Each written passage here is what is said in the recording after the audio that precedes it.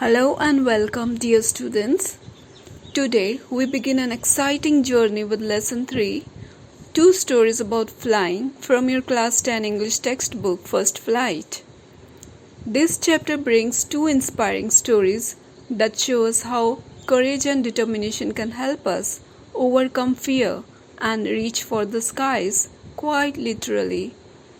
In the first part, we'll meet a young seagull who is afraid to fly, and in the second, we'll soar high with a thrilling experience from the world of aviation. So sit back, stay curious, and get ready to explore the skies through these wonderful stories. Let's begin. Since ancient times, people have always dreamed of flying in the sky. This chapter includes two short stories about flying. In the first story, it's about a young seagull, a bird who is scared to fly. He watches his brothers and sister fly, but is too afraid to try himself. This story shows how he gets over his fear and finally learns to fly. The second story, it tells about a pilot who is flying an airplane. Suddenly, he gets caught in storm clouds and loses his way. We find out how he is helped and whether he reaches his destination safely. The young seagull, a baby bird, was sitting all alone on a high, narrow rock called a ledge. His two brothers and sister had already learned to fly and had flown away yesterday. But this young seagull was too scared to fly with them. He had tried once. He ran towards the edge of the rock, flapped his wings, and tried to fly. But when he looked down, he saw the huge ocean far below. It looked like a very deep fall, and he became frightened. He felt sure that his wings were not strong enough to hold him in the air. So he gave up, lowered his head, and ran back to the small hole under the ledge where he usually slept at night. Even when his brothers and his little sister, whose wings were actually smaller than his, bravely ran to the edge, flapped and flew off, he couldn't find the courage to take that first jump into the sky, which felt too dangerous to him. His father and mother came flying near him and called to him loudly, scolding him, and even threatened to leave him without food if he didn't fly. But no matter what, he just couldn't move. His fear was too strong. That happened 24 hours ago. Since then, no one had come close to the young seagull. The day before, he had watched all day long as his parents flew with his brothers and sister, teaching them how to fly properly, how to glide, that is, fly smoothly over the waves, and how to dive into the sea to catch fish. He had even seen his older brother catch his first fish, a herring, and eat it while standing proudly on a rock, and his parents flew around him, making proud, happy sounds. That morning, his entire family was walking on a flat area called a plateau on the cliff opposite to his, laughing at him and calling him a coward for not being brave enough to fly. Now, the sun was rising and it was shining strongly on the ledge where he sat, which faced towards the south. He was feeling very hot and uncomfortable because he had not eaten anything since yesterday evening. The young seagull walked slowly to the brink of the rock. He stood on one leg, hiding the other leg under his wing. Birds do this sometimes to rest. Then he closed one eye, then the other, and pretended to fall asleep. But No one in his family paid attention to him. He saw that his two brothers and sister were lying down on the flat rock plateau, dozing, that is, sleeping lightly with the hats tucked into their necks. His father was cleaning and arranging his feathers. This is called preening. Only his mother was watching him. She was standing on a small raised area called hump on the plateau. Her white chest was pushed forward proudly. Every now and then, she tore small pieces from a fish lying near her feet. And after eating, she rubbed each side of her beak on the rock to clean or sharpen it. When the young seagull saw the fish, he became wild with hunger.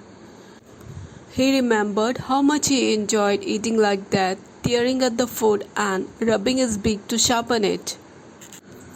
The young seagull was very hungry and started crying, "Ga, ga, ga," begging his mother to bring him some food. But instead of helping, his mother made fun of him, replying mockingly. Still, the young bird continued calling sadly, hoping someone would feed him. Then suddenly he gave a happy scream. His mother had picked up a piece of fish and was flying towards him. He got very excited. He leaned forward, tapping his feet on the rock, trying to reach closer. But when she reached right in front of him, she stopped flying. She was hanging in the air, holding the fish just near his beak, but not coming any closer. He was confused, wondering why she stopped. Then, because he was crazy with hunger, he jumped at the fish to catch it. As he jumped, he fell off the ledge, screaming loudly, falling into the open sky. At first, he felt terrified. His heart felt like it stopped. He couldn't hear anything. But this fear lasted only a few seconds. Then he felt his wings open up. The wind touched his body, his chest, stomach, and wings. He felt the tips of his wings cut through the air. Now he realized he was not falling straight down anymore. He was soaring, that means gliding or flying smoothly through the air, slowly going outward and downward. He wasn't scared anymore, he just felt a little dizzy. Then he flapped his wings once and he started flying upward. His mother flew past him, her wings making a loud sound. She called out, and he shouted back happily. Then his father flew over him, also calling out proudly. He saw his brothers and sister flying around him, doing different flying tricks like turning, that is banking, diving and soaring. Now the young seagull completely forgot that he was ever afraid to fly. He felt so happy and confident that he began to dive, soar, and fly in circles, making sharp, happy bird cries. He was now flying close to the sea, directly above the ocean, facing out toward the wide open water.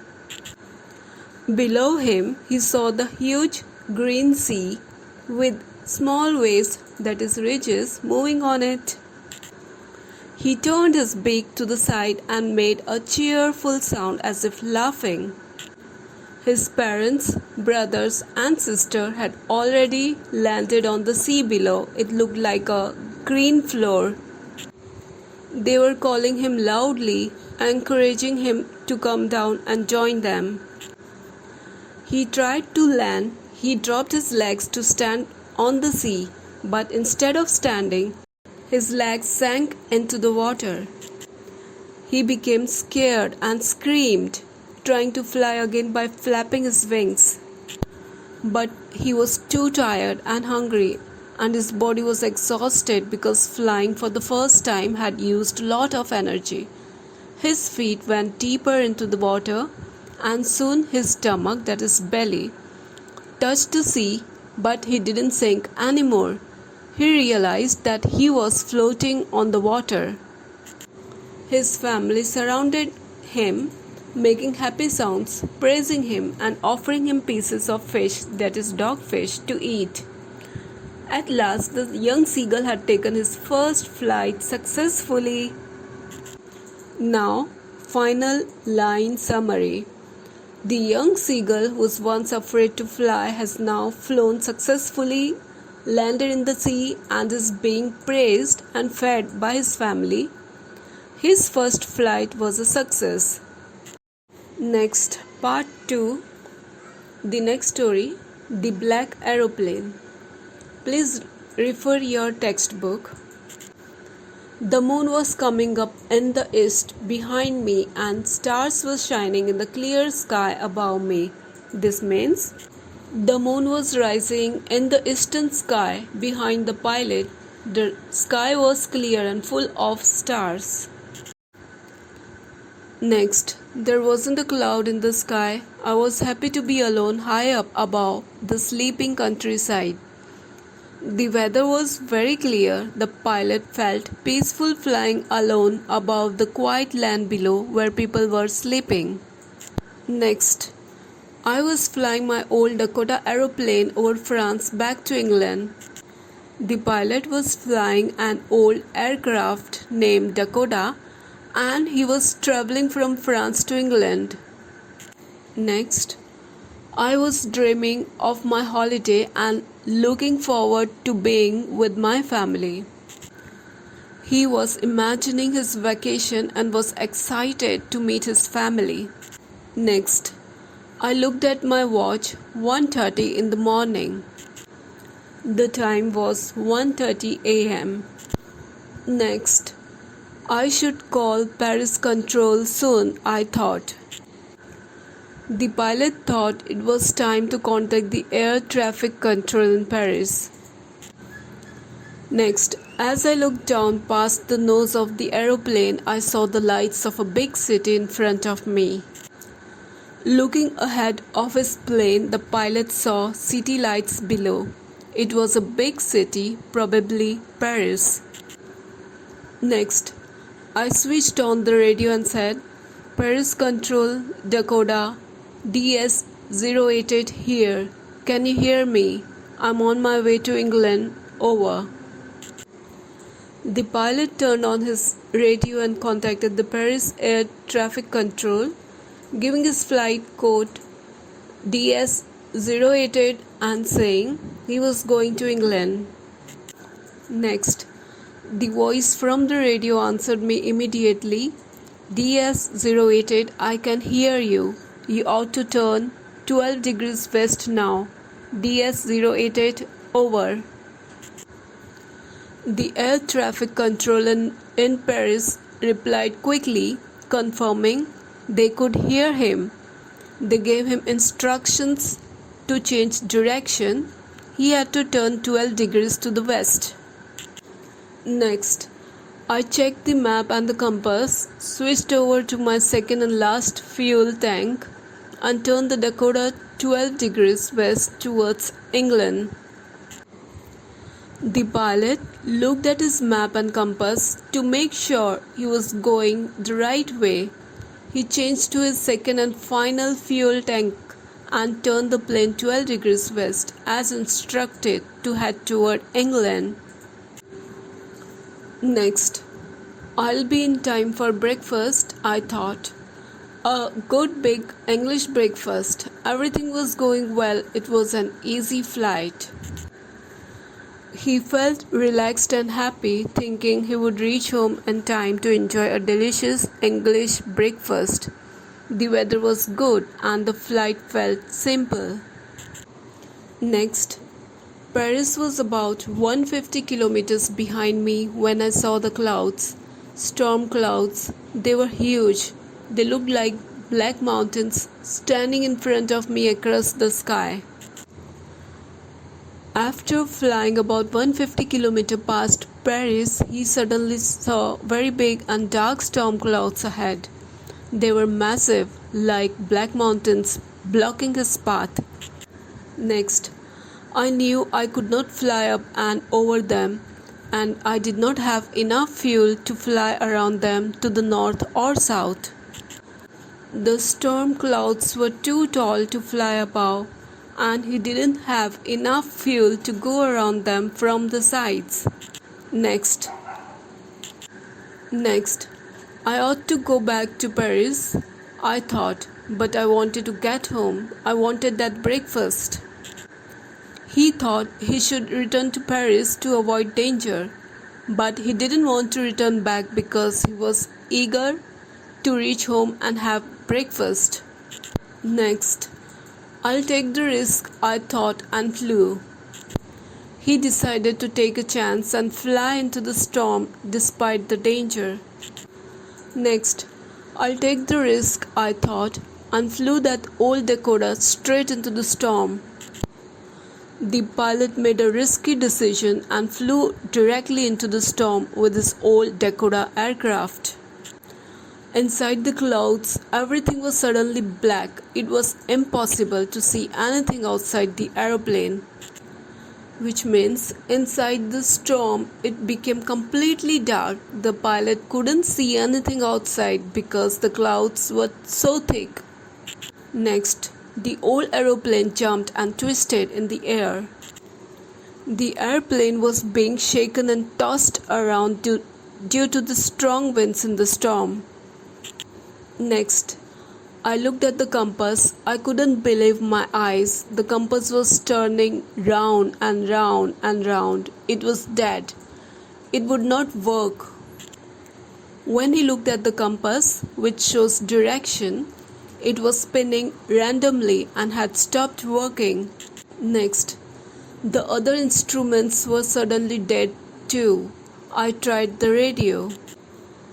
All the plane's devices for navigation and communication stopped working. He tried to call Paris Control using the radio. Next, Paris Control, can you hear me? There was no answer. The radio was dead too. He tried again to contact the airport tower, but the radio also wasn't working. There was no reply. Next, I had no radio, no compass, and I could not see where I was. I was lost in the storm. He had no tools left to guide him and couldn't even see. He was completely lost inside the storm. Next, then in the black clouds quite near me, I saw another aeroplane. Suddenly, he saw another aircraft flying nearby inside the same dark storm clouds. Next, it had no lights on its wings, but I could see it flying next to me through the storm. I could see the pilot's face turned towards me. Even though the plane had no lights, he could still see it clearly and even saw the other pilot looking at him. Next, he lifted one hand and waved. "Follow me," he was saying. "Follow me." The unknown pilot signaled to him by waving his hand and asking him to follow his plane.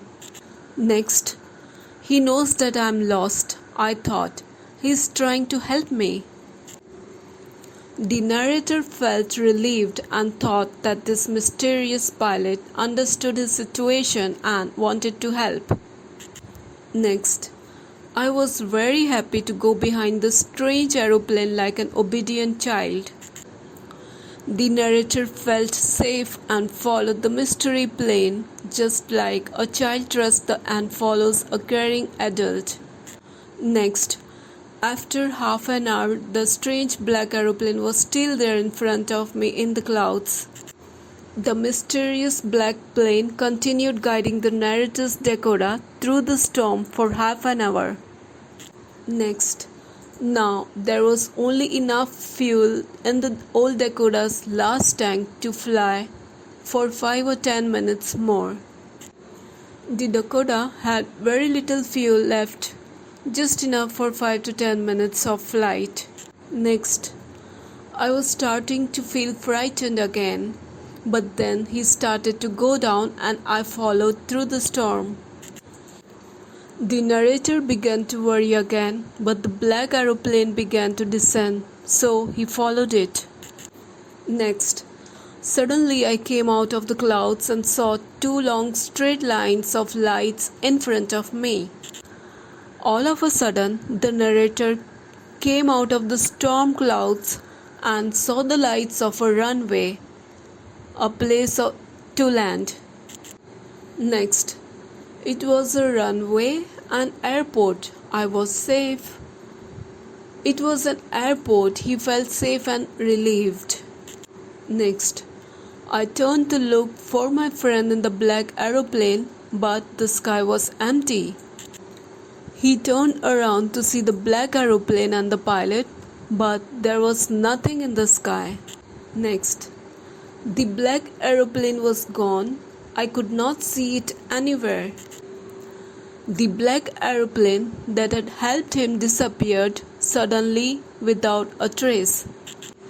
Next, I landed and was not sorry to walk away from the old Dakota near the control tower. He landed the plane safely and felt relieved to leave the Dakota, which had been in such danger. I went and asked the woman in the control center where I was and who the other pilot was. He asked a woman at the control tower about the name and details of the black plane's pilot. Next, she looked at me very strangely and then laughed. The woman gave him a strange look and laughed at his question. Next, another aeroplane? Up there in this storm? No other aeroplanes were flying tonight. Yours was the only one I could see on the radar. She was surprised and told him that there was no other plane in the sky, only his Dakota was visible on radar. Next, so who helped me to arrive there safely without a compass or a radio and without any more fuels in my tanks? Who was the pilot on the strange black aeroplane flying in the storm without lights? The narrator ends with a mystery: who was the unknown pilot who helped him survive? Summary of the black aeroplane. The narrator was flying an old Dakota aeroplane back to England. Everything was fine until he entered a violent storm. His instruments stopped working. He could not contact anyone. Suddenly, a mysterious black aeroplane appeared and guided him safely through the storm. When he landed, he wanted to thank the other pilot, but the airport staff said no other plane was flying that night. The narrator was left confused and wondered, who was the pilot of the black aeroplane? Both stories in this chapter remind us that fear is natural, but courage and faith can help us rise above it. In his first flight, the young seagull's courage makes him take the leap, and in the black aeroplane, a mysterious act of help guides the pilot through the storm. These are not just stories about flying, they are stories about overcoming fear, trusting the unknown, and learning to take risks in life. If you found this explanation helpful, don't forget to like the video. Subscribe to our channel for more easy and complete lessons, and hit the bell icon so you never miss an update. Also, let us know in the comments section about this story.